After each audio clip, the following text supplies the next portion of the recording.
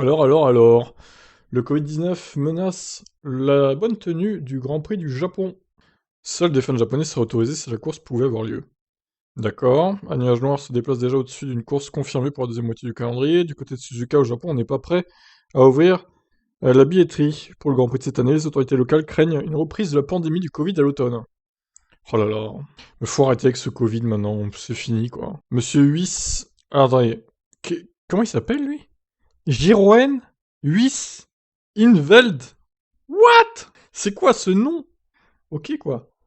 PDG de la billetterie et de l'agence de voyage XS de Event a déclaré que le Grand Prix du Japon pourrait se tenir, mais probablement sans touristes internationaux.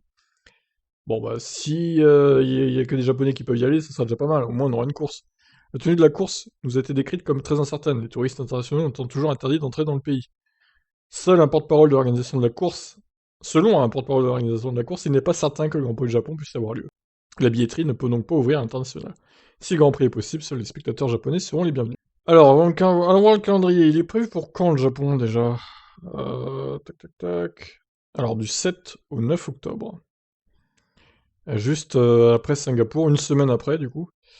Ah ouais, en plus on a un triple header Russie, Singapour, Japon quoi. Bah, d'un côté, oui, on n'aurait qu'un double header Russie, Singapour, et puis il y aurait une pause de 3 semaines jusqu'au Grand Prix des États-Unis à Austin.